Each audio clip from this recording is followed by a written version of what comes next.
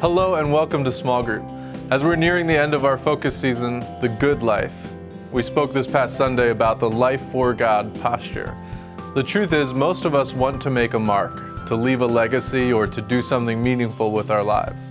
I did a funeral once for a man whose life seemed so inconsequential that all his family could think to tell me about him was, he really loved ducks. Most of us hear that and maybe we laugh, or maybe we feel bad for the guy. Or maybe we even begin to feel self-conscious, wondering, what have I done with my life? It isn't uncommon to meet someone these days that wants to change the world. Even the university that I attended is consumed with this idea. On their website they say, the concept of being world changers and developing world changers permeates everything we do. As a matter of fact, every new student has to take the class, Becoming World Changers. And one of the students that went to that school had an email address that was just a long string of numbers. And when asked about it, he said that was the estimated number of people in the world that didn't know Jesus Christ. And he was going to change that and do everything in his power to win the world for Christ. There was a well-known recruiting video for the U.S. Army years ago that used to say, if someone wrote a book about your life, would anyone want to read it? Chances are, if you're an American in the 21st century, you want to be living for something. You've been taught to live for something, to make your life count. The good news is there are more than 1.5 million nonprofit organizations registered in the US.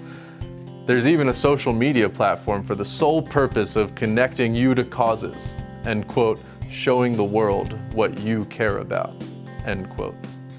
The problem is that we can accomplish everything that we set out to accomplish for God, but never really know God. As a matter of fact, John Wesley himself struggled with just that issue. John Wesley, where the Wesleyan Church gets its name from, was a missionary before he realized that he did not know God himself and wasn't saved himself. In one of his journals, he wrote, I cannot say to die is gain, for I show my faith by my works, by staking my all upon it. This past Sunday, as we looked at the life for God posture, Pastor Corey talked about Elijah's willingness to put his neck on the line and do great things for God. Elijah even saw God work great miracles through him, and in the end, Elijah found that the work he was doing wasn't satisfying. Instead of causing Ahab and Jezebel to repent, Elijah only angered them more. As they plotted to kill him, he ran away and he became extremely depressed and wished that he was dead. So often, whether we know it or not, our causes in life can become more important than our own relationship with God. And when that happens, they become an idol. Someone once said, ministry without prayer is the highest form of arrogance. That strikes the heart of those who live with a life for God posture. It is so easy for us to do things for God, and yet somehow manage to try and do it all without God.